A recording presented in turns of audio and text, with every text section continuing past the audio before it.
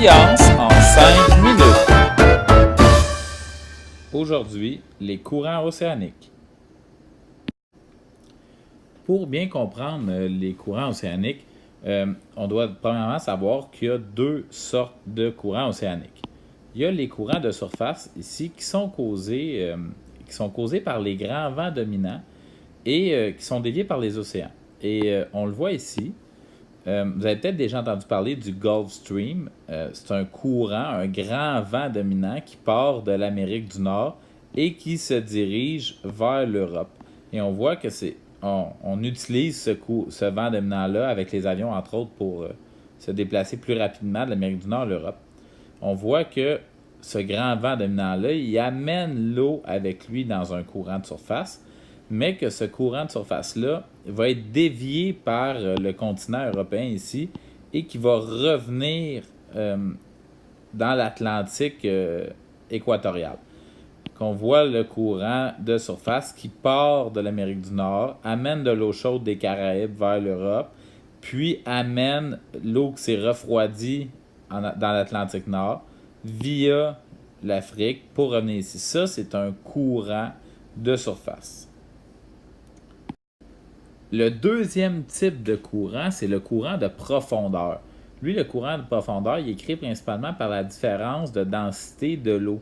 L'eau a différentes densités ou différentes masses volumiques, dépendant de où elle est. Cette différence de densité-là peut être causée par deux choses, la différence de température ou la différence de salinité.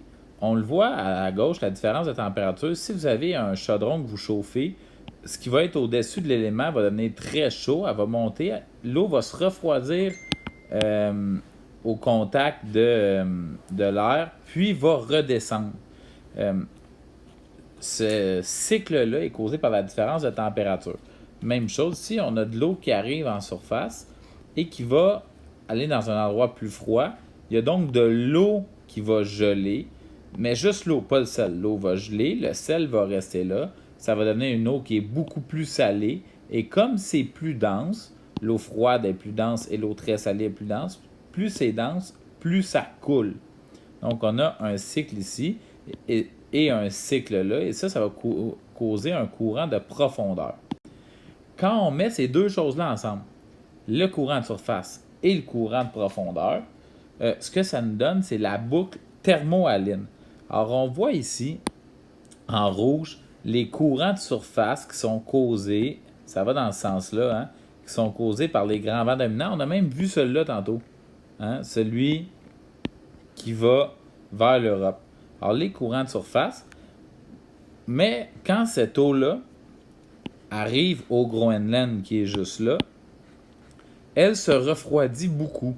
En se refroidissant, l'eau au Groenland, l'eau chaude va arriver jusqu'au Groenland, puis, on vient de le voir, elle va couler parce qu'elle devient plus dense et ça va créer un courant de profondeur. C'est que l'eau ici va couler et il va y avoir un courant de profondeur qui va aller par là-bas, puis par là-bas, et rendu dans le Pacifique à cause du soleil ici. L'eau va se réchauffer. On a vu qu'est-ce qui arrive quand l'eau se réchauffe, hein? Le courant de profondeur qui arrive ici. Quand l'eau va se réchauffer, elle va monter et elle va prendre le courant de surface. Ce qui fait que toute cette boucle-là, on appelle ça la boucle thermohaline, et ça prend une centaine d'années pour qu'une goutte d'eau parte d'ici, fasse le tour et revienne là. Et c'est causé par deux choses, les courants de surface qui sont causés par les grands vents, et les courants de profondeur qui sont causés par la différence de densité.